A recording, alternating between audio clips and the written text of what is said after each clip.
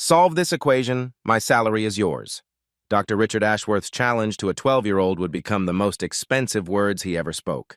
The arrogant university professor had strutted into Roosevelt Middle School that Tuesday morning, his face twisting in disgust at the broken desks and peeling paint.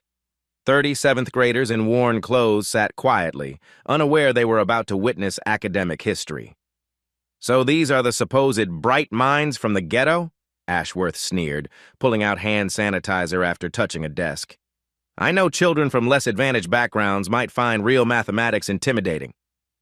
When tiny Jamal Washington raised his hand asking about quantum physics, the professor exploded into mocking laughter.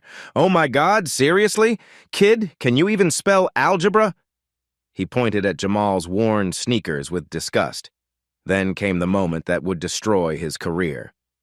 Ashworth scrawled a complex differential equation across the chalkboard. "This is real mathematics, but let's be realistic about what ghetto kids can actually achieve. Have you ever watched someone seal their fate with pure arrogance? Roosevelt Middle School stood like a monument to neglect in Chicago's South Side. The building's broken windows were covered with cardboard, and the heating system hadn't worked properly in 3 years. Inside classroom 204, water stains decorated the ceiling like abstract art, and textbooks from 1995 lay scattered across desks held together with duct tape. This was where the university's Youth Math Talent Search program had brought Dr. Richard Ashworth. The mandatory community outreach existed solely to maintain the school's tax-exempt status and federal grants. For Ashworth, it was a box to check, nothing more. The professor made no effort to hide his contempt. "Do any of these children even know basic algebra?" he asked Principal Martinez loud enough for students to hear. When offered the cafeteria lunch, he wrinkled his nose. "I'll eat somewhere cleaner." Ashworth's real mission was simple.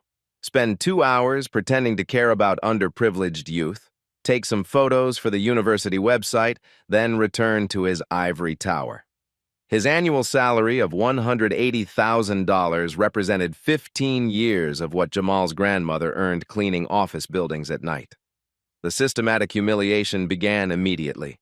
When Miss Carter showed him student work, Ashworth barely glanced at it.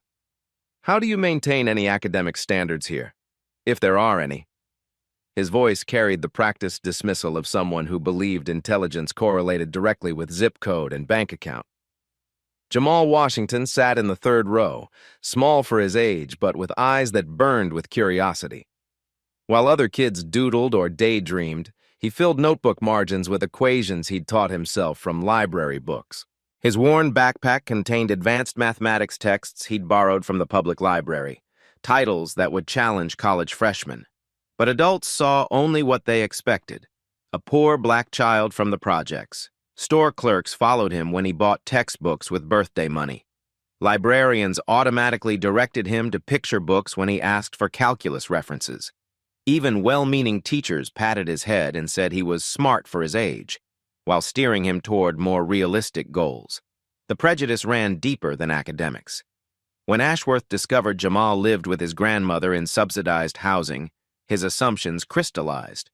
Children from these circumstances often develop unrealistic aspirations, he told Principal Martinez, not bothering to lower his voice. Is he getting proper guidance at home? The professor's credentials were legitimate.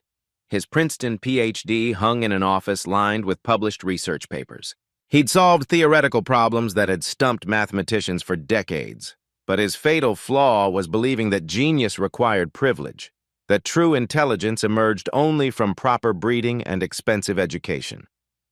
"Your people need to understand their limitations," he'd told a colleague over wine the previous evening. "It's actually cruel to give these children false hope about intellectual achievement." The classroom dynamics revealed everything wrong with the system. When Ashworth asked questions, hands shot up from kids desperate to impress the university professor. But their enthusiasm died quickly under his withering responses. "Interesting guess, but completely wrong. Perhaps try something more age-appropriate." That's exactly what I expected from this environment. Other students began avoiding eye contact with Jamal, sensing the professor's disdain for their classmates' advanced questions. Some whispered among themselves, "Maybe Jamal is getting too big for his britches. The professor knows more than us kids." The community reinforcement was swift and brutal. Neighbors who'd heard about the university visit shook their heads. That boy needs to learn his place before disappointment hits.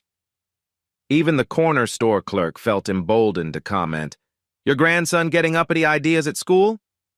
Miss Carter watched her student's confidence crumble under the systematic assault. She'd seen Jamal solve calculus problems during lunch breaks, watched him explain mathematical concepts with clarity that amazed her. But surrounded by adults determined to crush his spirit, even she began to doubt. The age-based cruelty cut deepest. 12-year-olds should play with toys, not pretend to understand mathematics, Ashworth proclaimed to anyone who'd listen. Children this age lack the cognitive development for abstract thinking. This boy needs a reality check about adult subjects. The racial undertones were subtle but unmistakable. Ashworth spoke about these children and your people with the practiced discrimination of someone who'd never examined his own bias. He referenced cultural differences in intellectual priorities and suggested Jamal focus on more practical skills. By the end of that first hour, a brilliant child had been systematically stripped of confidence by adults who should have nurtured his gift. But what none of them realized was that Jamal Washington possessed something far more dangerous than raw intelligence. He had the quiet determination of someone who'd been underestimated his entire life. How far would they push before discovering their mistake? The moment that would change everything started with Ashworth's sadistic smile. He'd been building toward this crescendo of humiliation for 30 minutes, systematically destroying Jamal's confidence piece by piece. Now came the kill shot. "Since this child thinks he can play with adult mathematics," Ashworth announced, turning to face the class, "let's give him a real test." His voice carried the theatrical cruelty of someone savoring their victim's destruction. He grabbed a marker and began covering the entire whiteboard with symbols, deliberately writing in tiny script near the top. Jamal had to climb onto his chair just to see the equation clearly, his small frame wobbling as classmates snickered. "Look how cute he can barely reach the board," Ashworth mocked, pulling out his phone to film. "This is what happens when children don't understand their limitations." The equation itself was a monster, a complex partial differential involving wave mechanics that would challenge graduate students. But Ashworth wasn't done with his psychological warfare. "Can you even pronounce these mathematical terms correctly?" he demanded, pointing at Greek symbols. "Or are you just pretending to understand grown-up words?" Jamal's voice cracked as he tried to respond. That's a partial derivative of the wave function." "Wrong terminology."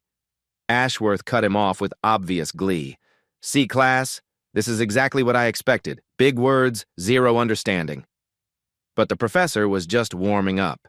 He forced Jamal to spell differential out loud, correcting his pronunciation with exaggerated patience. Then came the contract. "I want you to sign something first," Ashworth said, producing an official university letterhead. "When you inevitably fail tomorrow, you'll stand right here and apologize to your classmates for wasting everyone's time with impossible dreams." The document was pure humiliation. Jamal's hands shook as he read, "I, Jamal Washington, acknowledge that I cannot solve this equation. I will publicly apologize for having unrealistic expectations and disrupting the educational process." "Sign it," Ashworth commanded. "Witnesses required." Principal Martinez shifted uncomfortably but said nothing. Miss Carter started to object, then fell silent under Ashworth's withering glare. 37th graders watched their classmate being psychologically tortured by an adult who should have protected him. The signing ceremony became a spectacle. Ashworth made each teacher witness the document, announcing over the school's PA system, "Attention Roosevelt Middle School. We have a student attempting to solve graduate-level mathematics. Results will be demonstrated tomorrow in the gymnasium." "Timer starts now," Ashworth declared, checking his Rolex with theatrical precision. 24 hours. Even adults need days for problems like this. But you wanted to play with the big boys." He wasn't finished. "Oh, and child, when you inevitably fail tomorrow." He pointed to a spot directly in front of the whiteboard. "You'll stand right there and tell everyone that dreams are for people who can actually achieve them." The classroom fell silent except for the sound of phones recording. Students were already posting videos with captions like, "Poor kid doesn't know his place," and "Professor about to destroy student." Jamal climbed down from his chair, the signed contract clutched in his trembling hands. His classmates stared with a mixture of pity and embarrassment. Some had already started distancing themselves, not wanting to be associated with tomorrow's inevitable humiliation. 24 hours, Ashworth repeated, savoring each word. Then we'll see what happens when children try to compete in a man's world. As the bell rang, Ashworth gathered his papers with obvious satisfaction. He'd accomplished his real goal, publicly destroying a child's confidence so thoroughly that no other student would dare challenge adult authority again. But as he walked toward the door, he missed something crucial. Despite the tears threatening to fall, despite the humiliation burning his cheeks, Jamal Washington was already studying the equation. The professor had just made the biggest mistake of his academic career. What happens when you underestimate someone who's been fighting their entire life? That afternoon, Roosevelt Middle School's library felt like a sanctuary. While his classmates headed home or to after-school activities, Jamal sat alone at a corner table, surrounded by borrowed mathematics textbooks that most adults couldn't understand. The equation Ashworth had scrawled across the board stared back at him from his notebook. At first glance, it looked impossible. A complex partial differential equation involving wave mechanics that would normally require years of graduate study to comprehend. But Jamal had been teaching himself advanced mathematics since he was 9 years old. While other kids played video games, he devoured physics papers and mathematical proofs. His worn backpack contained texts on quantum mechanics, differential equations, and theoretical physics that he'd memorized cover to cover. As he traced the symbols with his small finger, something nagged at him. The equation looked familiar, like a variation of the Schrödinger wave equation he'd studied in a borrowed physics textbook. But something was wrong. This coefficient should be negative, he whispered to himself, checking and rechecking his references. Energy dissipates, it doesn't amplify infinitely. His heart started racing as the realization hit him. Professor Ashworth hadn't just given him a difficult problem, he'd made a fundamental error in transcription. The equation as written violated basic conservation of energy principles. It was mathematically impossible to solve because it was mathematically incorrect. Jamal spent the next 3 hours verifying his discovery. He found the original 1926 Schrödinger paper online, comparing it symbol by symbol with Ashworth's version. The error was undeniable. A positive coefficient where there should be a negative one, making the equation describe a system that gained energy from nothing. If this is right, Jamal breathed, then Professor Ashworth doesn't know what he wrote. The next morning arrived gray and cold. Word about the challenge had spread throughout the school, with students gathering in small groups to whisper about Jamal's impending humiliation. Some looked at him with pity, others with the cruel anticipation of watching someone fail spectacularly. Miss Carter pulled him aside before class. "Jamal, you don't have to do this. We can find a way for you to back out gracefully." But Jamal shook his head. "I need to do this, Miss Carter, for all of us." When Professor Ashworth strutted into the classroom, his confidence was absolute. He'd spent the evening telling colleagues about the reality check he was about to deliver to a delusional inner-city child. "Well, well," he announced, checking his expensive watch. "Time's up, little man. Ready to apologize to your classmates?" That's when Jamal raised his small hand. His voice was quiet but steady. "Professor, I believe there's an error in your equation." The classroom erupted in nervous laughter. Ashworth's face flushed red with indignation. "Excuse me? Young man, this equation has been verified by multiple PhD candidates with 8+ years of university education. Perhaps you should focus on understanding what's actually written instead of making excuses." But Jamal was already walking toward the board. He had to stand on his tiptoes to reach the problematic section, his finger pointing to a specific term in the middle of the complex formula. "This coefficient right here," he said, his young voice carrying surprising authority. "In the original Schrödinger paper from 1926, this should be negative. The equation you wrote would create infinite energy from nothing, which violates the first law of thermodynamics." The room fell silent. Miss Carter quickly pulled out her laptop, her fingers flying across the keyboard as she searched for the original physics paper. Other students craned their necks, confused by the technical language but sensing something significant was happening. Ashworth sputtered, his confidence cracking for the first time. That's ridiculous.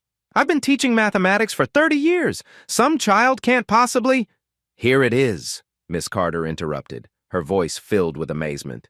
The original Schrödinger equation. Jamal is correct. The coefficient is negative in the source paper. The silence that followed was deafening. 37th graders stared at their 12-year-old classmate who had just corrected a university professor. Several students pulled out phones, capturing the moment when their weird classmate proved he wasn't weird at all. He was brilliant. Ashworth's face cycled through emotions: shock, denial, then desperate damage control. Well, even if there's a minor transcription error, the corrected version still requires university-level mathematics that no child could possibly understand. Jamal looked up at the towering professor, his young face serious but not disrespectful. Would you like me to solve both versions, Professor, the incorrect one you wrote and the correct one from the original paper? Both. Both versions? Ashworth stammered. Yes, sir, I can show why your version is impossible to solve, because it asks math to lie about physics. And then I can solve the real equation the way Schrödinger intended. The shift in the room was palpable. Students who had been embarrassed for Jamal now sat forward in their seats. Miss Carter barely contained her smile as she watched her student demonstrate knowledge that exceeded anything she'd imagined possible. You see, Jamal continued, his confidence growing, math doesn't care how old you are or where you come from. It only cares about being honest. And this equation— He pointed to Ashworth's version. This equation is telling a lie. For the first time since entering Roosevelt Middle School, Professor Ashworth looked uncertain. The child he'd dismissed as a ghetto dreamer had just exposed a fundamental error in his work, using reasoning that demonstrated understanding far beyond elementary education. But the professor's ego wouldn't let him admit defeat so easily. If anything, this unexpected competence made him more determined to crush the child completely. Fine, Ashworth said through gritted teeth. If you think you're so smart, let's make this interesting. What he said next would escalate this from a classroom challenge to a public spectacle that would change both their lives forever. Could a 12-year-old really be this dangerous to a professor's reputation? Within 6 hours, Jamal Washington became the most famous 12-year-old in America for all the wrong reasons. The video started innocently enough. A classmate had filmed the moment Jamal corrected Professor Ashworth, posting it on TikTok with the caption, "Kid thinks he's smarter than a professor, LOL." But the internet had other plans. The clip exploded across social media platforms like wildfire. By lunchtime, it had been viewed 2 million times under the hashtag #ProfessorVisKid. The comments section became a battlefield between those defending Jamal and others, eager to watch a uppity child get destroyed. Poor baby doesn't know his place yet. That professor is about to end this kid's whole career. Why are we entertaining a 12-year-old's delusions? This is what happens when kids don't respect adults. But buried among the cruelty were other voices. This kid might actually be brilliant. The professor looked scared. David versus Goliath vibes. National news networks picked up the story within hours. CNN ran a segment titled, "Child Genius or Academic Disruption." Fox News countered with, "When children challenge authority, has education gone too far?" Professor Ashworth found himself thrust into an unwanted spotlight. His university demanded answers. His colleagues peppered him with questions. And worst of all, several reporters had fact-checked the original equation, confirming that the 12-year-old was mathematically correct.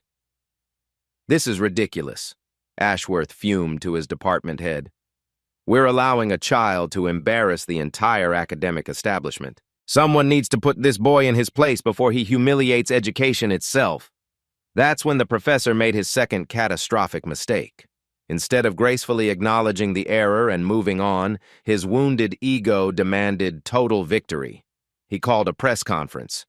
"Since this child believes he can compete with doctoral-level mathematics," Ashworth announced to a room full of reporters, "let's give him a proper stage. Tomorrow at 2 p.m. in the university's grand auditorium, young Mr. Washington will attempt to solve not just the corrected equation, but 3 additional graduate-level problems I'll personally select. The stakes exploded overnight. What had been a classroom embarrassment became a public spectacle with national implications. The university's 2,000-seat auditorium was reserved. Live streaming arrangements were made. Pay-per-view companies offered $19.99 to watch the Child versus Professor showdown. Academic heavy hitters flew in from across the country. Dr. Patricia Williams from Harvard announced she'd serve on the verification panel to ensure proper academic standards. Dr. Robert Kim from Stanford declared the event a necessary reality check for America's youth. "We cannot allow children to believe they can challenge decades of expertise," Williams told reporters. "This boy clearly needs psychological evaluation for delusions of intellectual grandeur." The media feeding frenzy intensified. News vans surrounded Jamal's apartment building. Reporters shoved microphones in his face as he walked to school. His grandmother, overwhelmed by the attention, broke down crying on camera. "Please leave my baby alone," she sobbed. "He's just a child." But the machine had already taken over. Online betting pools reached $50,000, with overwhelming odds against Jamal. Anonymous child advocacy groups demanded the challenge be stopped, claiming it would psychologically damage him. Others accused them of enabling unrealistic expectations in underprivileged youth. The community that had once quietly supported Jamal began turning against him. Parents complained that the circus was disrupting education. School board members held emergency meetings. Some neighbors who'd known him since birth suddenly avoided his grandmother at the grocery store. "That boy is bringing shame to our whole community," whispered Mrs. Johnson from apartment 3B, "making us all look bad with his showing off." Even worse, Jamal's classmates started treating him like a pariah. Half avoided him entirely, not wanting to be in the inevitable failure videos. Others approached with fake sympathy. "I hope it doesn't hurt too much when you lose." The cruel ones were more direct. "You're gonna cry on national TV." Professor Ashworth launched a media tour, appearing on every network that would have him. "I'm trying to save this child from lifetime disappointment," he told CNN. "Someone needs to teach these kids realistic expectations before they destroy themselves with impossible dreams." The psychological warfare reached new heights. Anonymous letters appeared at Jamal's apartment. "Stupid kids should know their place."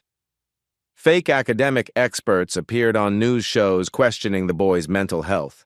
Online trolls created memes mocking his appearance and poverty. University gift shops began selling merchandise. I witnessed the reality check t-shirts and Know Your Limits coffee mugs.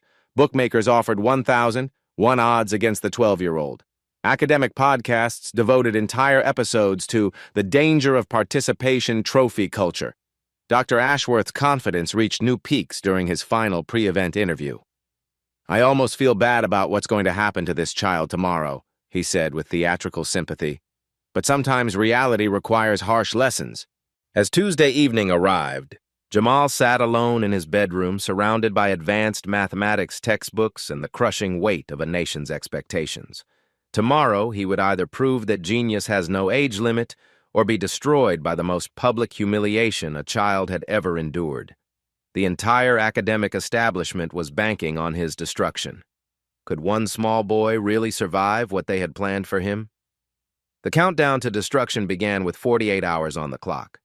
Hour 1, 8. The studying begins. While America debated his fate on social media, Jamal Washington sat in the public library until closing time. The ancient building's fluorescent lights flickered over his corner table, where advanced physics textbooks formed protective walls around his small frame. "Kid, we're closing," the security guard said gently. He'd been watching the 12-year-old for hours, this child who'd somehow become national news. "Are you okay getting home?" Jamal looked up with exhausted eyes.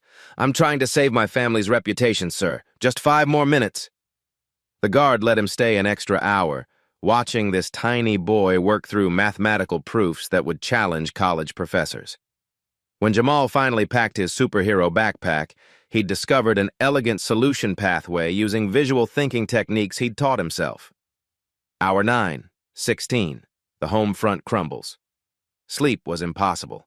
News vans lined their street, their satellite dishes pointed skyward like mechanical vultures. Reporters knocked on neighbors' doors, offering money for embarrassing stories about the delusional child. Jamal's grandmother sat at their kitchen table, hands shaking as she opened another threatening letter. "Baby, maybe we should just say you're sick," she whispered. "Tell them you can't do it." But that wasn't the worst part. The worst part was hearing Mrs. Rodriguez from downstairs telling a reporter, "That boy always thought he was better than everyone else. His grandmother filled his head with nonsense about being special." Even their corner store clerk, Mr. Kim, who'd known Jamal since he was 5, avoided eye contact when they bought groceries. The community that had raised him was abandoning him when he needed them most. Hour 17, 24. School becomes a war zone. Wednesday morning at Roosevelt Middle School felt like walking through enemy territory. Half of Jamal's classmates pretended he didn't exist. The other half watched him with the fascination reserved for car accidents. "My dad says you're going to embarrass all black kids," whispered Marcus during math class. "Says you're making us look stupid by trying to be something we're not." During lunch, Jamal sat alone while kids filmed him eating, creating TikToks with captions like "last meal before execution" and "RIP this kid's confidence." Even worse, some teachers whispered among themselves, questioning whether they should have intervened earlier. "Maybe we enabled this," Miss Carter overheard in the faculty lounge. "Told him he was smarter than he really is." But there was one bright spot. Carter secretly provided advanced textbooks during lunch, helping him understand graduate-level notation systems. "You're not crazy, Jamal," she said quietly. "What you did yesterday was remarkable." Hour 25, 32. The media circus intensifies Wednesday afternoon brought more horror. A reporter cornered Jamal outside school, shoving a microphone in his face. "How does it feel knowing the entire academic world is laughing at you?" The psychological warfare was systematic and cruel. Fake child development experts appeared on news shows, diagnosing him with everything from autism to narcissistic personality disorder. Online trolls had created a countdown website. Hours until reality hits delusional child. Anonymous calls flooded the school's phone lines. Some threatened the safety of that uppity kid and his family. Others demanded he be expelled for disrupting education with his attention-seeking behavior. The worst came during dinner. His grandmother was watching the news when a Harvard professor appeared on screen. "This child clearly suffers from grandiose delusions common in underprivileged youth who lack proper guidance. Tomorrow's event will either cure him or permanently damage his psychological development." Jamal watched his grandmother's face crumble. She'd spent years sacrificing everything to give him opportunities, and now the world was telling her she'd failed him. Hour 33, 40. The betting pools. Wednesday night revealed the true scope of the spectacle. Online betting had reached $100,000, with professional gamblers offering $2,000. Won odds against Jamal. The payouts were so extreme that some people were borrowing money to bet against a 12-year-old. Worse, merchandise had appeared overnight. Street vendors outside Roosevelt Middle School sold Team Professor T-shirts alongside cruel knockoffs featuring Jamal's school photo with the caption "Unrealistic Dreams." The boy who'd once found joy in solving mathematical puzzles now struggled to concentrate as social media notifications exploded with hate. Every platform carried live stream previews with experts explaining why tomorrow would be educational for America's youth about knowing their limitations. Hour 41, 48, the breaking point. Thursday morning arrived with devastating news. Principal Martinez pulled Jamal aside before the first period, his face grim. "Son, the school board met last night. They're concerned about the negative attention. Some members think you should withdraw for everyone's sake." The betrayal was complete. The educational system that should have protected and nurtured his gift was now pressuring him to surrender rather than defend him against adult bullies. During breakfast, his grandmother found him staring at his untouched cereal, tears threatening to fall. "Maybe they're right about me, Grandma. Maybe I am just a stupid kid pretending to be smart." For the first time since this nightmare began, Jamal Washington considered giving up. The weight of a nation's mockery, his community's abandonment, and the academic establishment's coordinated attack had pushed him to his breaking point. But then, something remarkable happened. As he walked through Roosevelt's hallways for what might be the last time as a normal student, he overheard two sixth-graders talking by their lockers. "My little sister asked me if she could be a mathematician when she grows up," one said quietly. "I told her only if she's really, really smart like Jamal." "Yeah," the other replied. "My mom said if Jamal can correct a professor, maybe we're all smarter than adults think." In that moment, Jamal realized this was bigger than his personal humiliation. Thousands of children across the country were watching, wondering if age and background really limited what they could achieve. His failure wouldn't just destroy him, it would convince an entire generation of young minds that they should never dare to dream beyond their circumstances. As he walked toward his final class before the showdown, Jamal Washington made a decision that would either save his future or destroy it completely. He wouldn't just solve Professor Ashworth's equations. He would prove that genius belongs to anyone brave enough to claim it. But first, he had to survive the most public intellectual execution in academic history. Could a 12-year-old really handle what they had planned for him? 2 hours before the showdown, Miss Carter burst into the principal's office with evidence that would shatter everything. "They changed the equations," she announced, breathless from running across campus. Her laptop screen displayed side-by-side comparisons that made Principal Martinez's face drain of color. The original equation Professor Ashworth had written yesterday was challenging but solvable with exceptional talent. The version now prepared for today's demonstration was something entirely different, a graduate-level number theory problem that had stumped PhD mathematicians for decades. "This isn't just unethical," Miss Carter said, her voice shaking with rage. "This is academic fraud designed to destroy a child." The evidence was damning. University IT logs showed the equations had been modified at 11:47 p.m. the previous night, long after Jamal had begun his preparation. The academic panel had secretly replaced solvable problems with impossibly complex theorems that required specialized research knowledge no 12-year-old could possess. Principal Martinez stared at the screen in disbelief. "They're setting him up for complete humiliation. This isn't education. It's child abuse disguised as academic rigor." But confronting tenured professors from prestigious universities meant career suicide. The university controlled funding for Roosevelt's gifted programs. Crossing them could destroy opportunities for every student in the district. Miss Carter faced an impossible choice: protect one brilliant child or safeguard her own future and every other student she might help. The system was rigged to silence anyone who dared challenge academic authority. Meanwhile, in the library's back corner, Jamal was discovering the deception himself. As he reviewed his final preparations, the complexity of certain sections had grown far beyond his reference materials. The equations now required proof techniques that existed only in specialized graduate research. The 12-year-old's heart sank as the truth became clear. The adults hadn't just lied to him. They'd betrayed the fundamental principle that mathematics should be honest. His innocent trust in academic integrity lay shattered around him like broken glass. "They changed it because I was right the first time," he whispered to himself. "They're so afraid of being wrong that they'll cheat against a kid."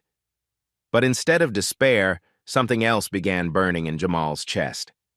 If grown-ups wanted to abandon honesty and fairness to protect their egos, he'd show them what real mathematical thinking looked like. He wouldn't solve their rigged equations. He would expose their fraud. Instead of memorizing approaches to problems designed to be unsolvable, Jamal prepared to demonstrate something far more sophisticated: how to recognize when mathematics was being used to lie. The academic establishment thought they'd perfected the trap. They had no idea they'd just handed a 12-year-old genius the weapon he needed to destroy them all. The question wasn't whether Jamal could solve impossible equations. The question was whether academia could survive what he was about to reveal about their character. What happens when adults abandon integrity to defeat a child? The grand auditorium at Whitmore University felt like the Roman Colosseum. 2,000 people packed the seats like spectators waiting for gladiatorial combat, their phones raised to capture a child's destruction for social media posterity. Jamal Washington walked onto the stage looking impossibly small. The massive auditorium swallowed his 12-year-old frame, making him appear fragile under the harsh television lights. Camera crews from major networks positioned themselves for the perfect angle of his inevitable breakdown. The academic panel sat elevated like judges, their credentials displayed on banners behind them. Dr. Patricia Williams from Harvard, Dr. Robert Kim from Stanford, Dr. Margaret Carter from Princeton, 150 years of combined expertise united in their mission to teach one poor child about intellectual reality. Professor Ashworth stood at a podium like a master of ceremonies, his confidence absolute. "Ladies and gentlemen," he announced with theatrical grandeur, "today we witness what happens when children attempt to compete in an adult world." The whiteboard stretched across the entire back wall, already filled with equations that looked like hieroglyphics to most viewers. Pay-per-view cameras captured every angle as Jamal approached, his worn sneakers squeaking against the polished floor. For the first 10 minutes, magic happened. Jamal's young voice carried surprising authority as he began working through the problems methodically. His natural teaching ability shone as he explained each step in language his 7th-grade classmates could understand. "This part represents wave function collapse," he said, his marker tracing symbols with confident strokes. "It's like asking math to describe how energy moves through space." The audience murmured with growing amazement. Social media comments shifted from mockery to surprise. Even some panel members leaned forward, recognizing sophistication that shouldn't exist in someone so young. Then he hit the trap. The modified section required number theory techniques that existed only in specialized graduate research. Jamal's marker slowed, then stopped. Confusion clouded his young face as he realized the mathematics had changed into something impossibly complex. The silence stretched like a tightening noose. 2,000 people held their breath, watching a child's confidence crumble in real time. Cameras zoomed in on his trembling hand, his widening eyes, the first hint of tears threatening to fall. Dr. Williams struck like a predator sensing weakness.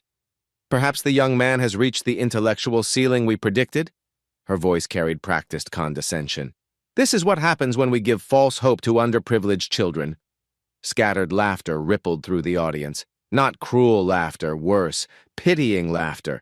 The sound of adults who'd known this outcome was inevitable, who'd gathered to watch a child learn his place in the world.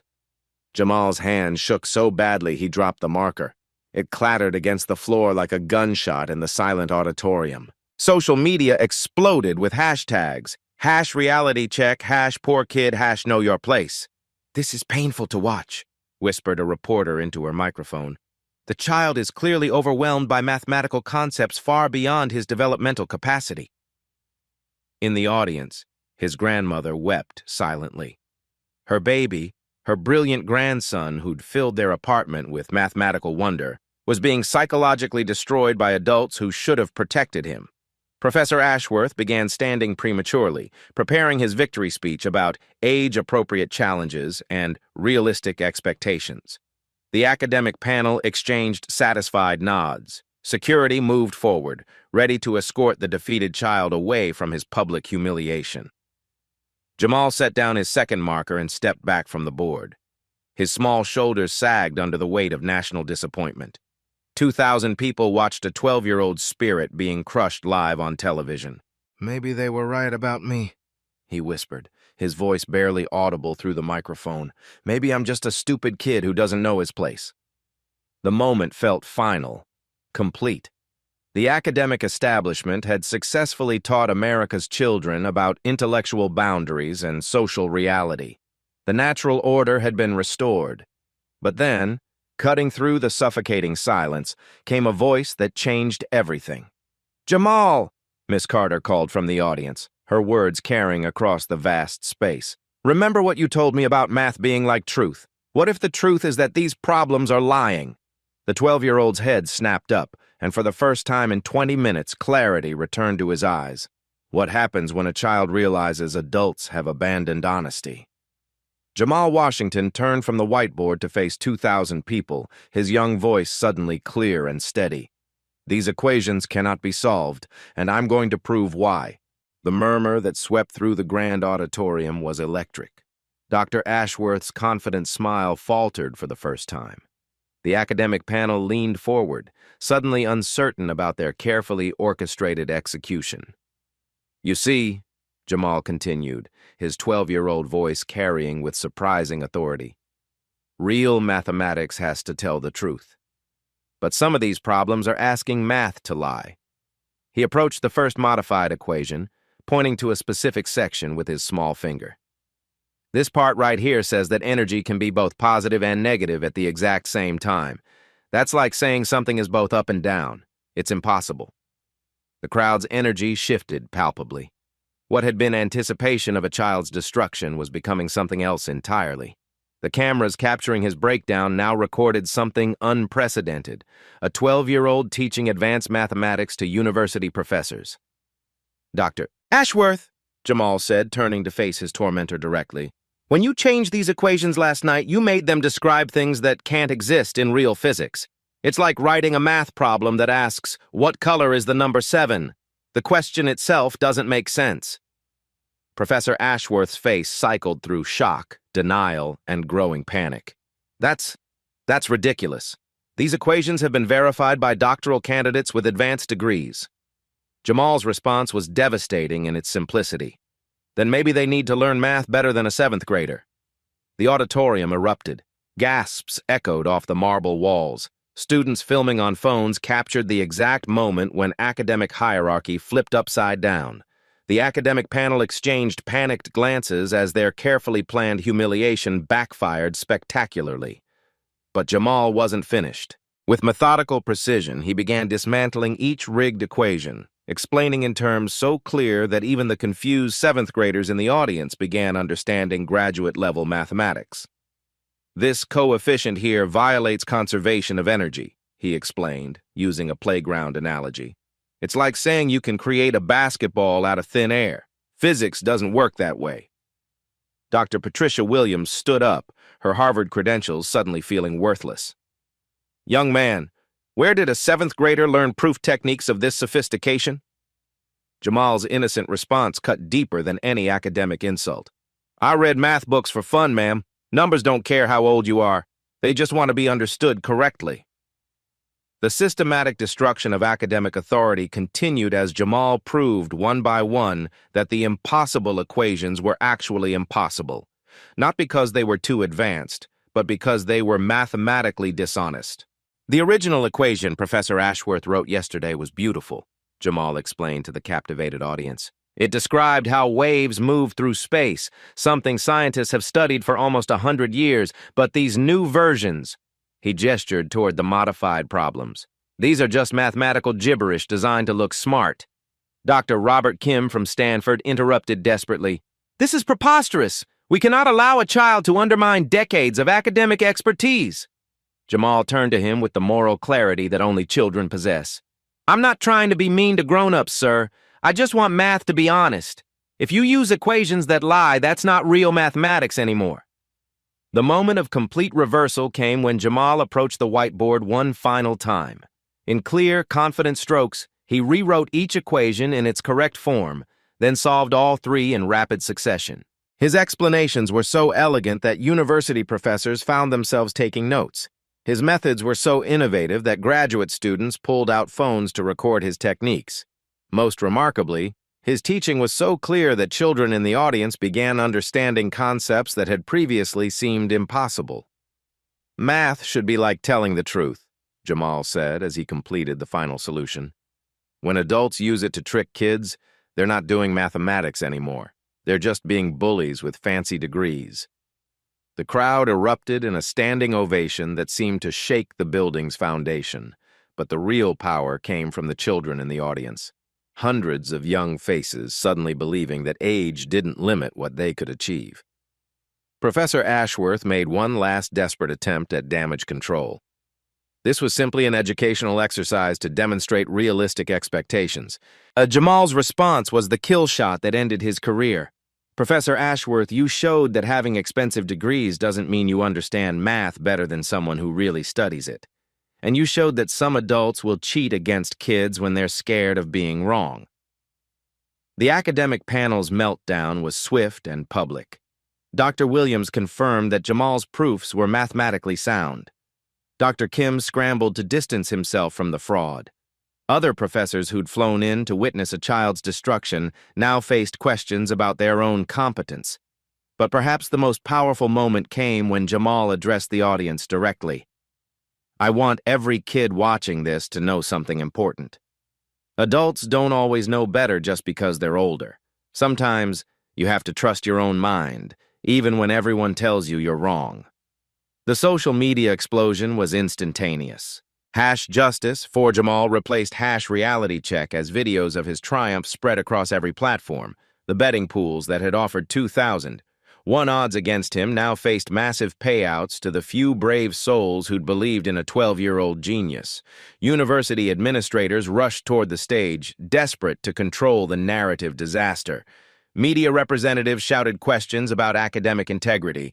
The pay-per-view audience that had paid to watch a child's humiliation instead witnessed the complete destruction of educational arrogance.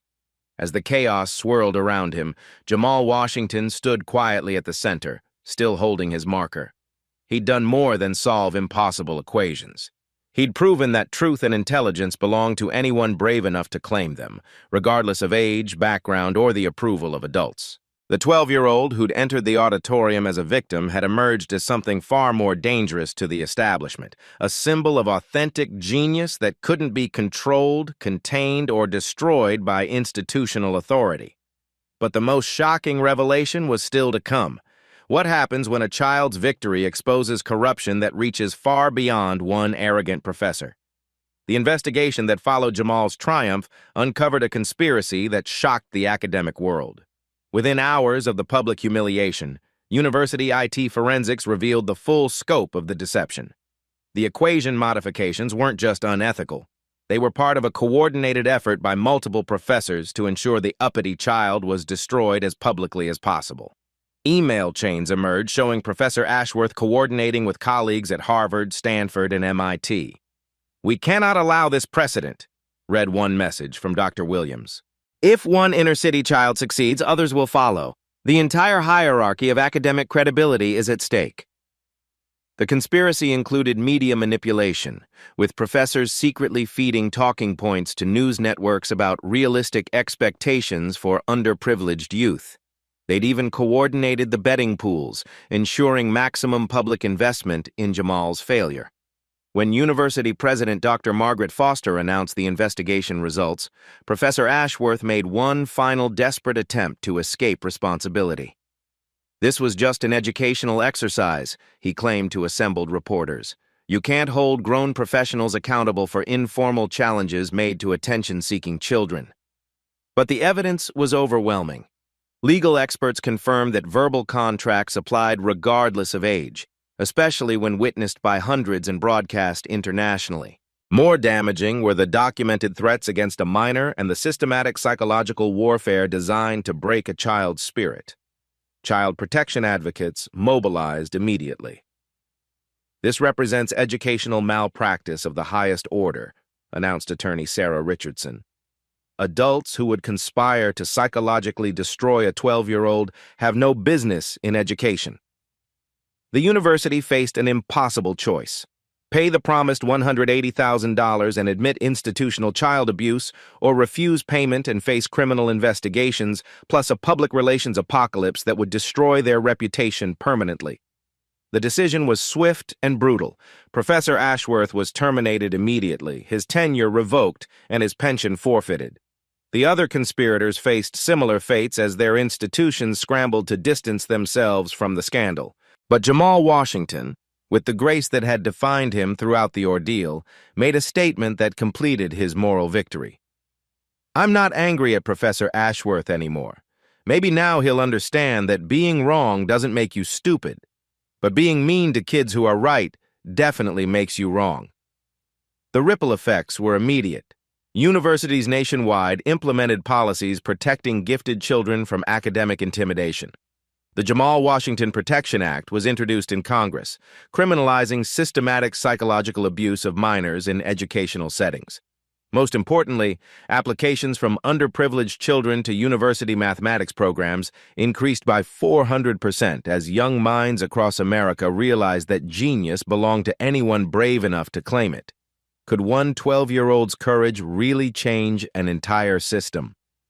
1 year later, Jamal Washington returned to Roosevelt Middle School as the most famous eighth grader in America. The same classroom where Professor Ashworth had once humiliated him now housed the Jamal Washington Center for Young Mathematical Minds.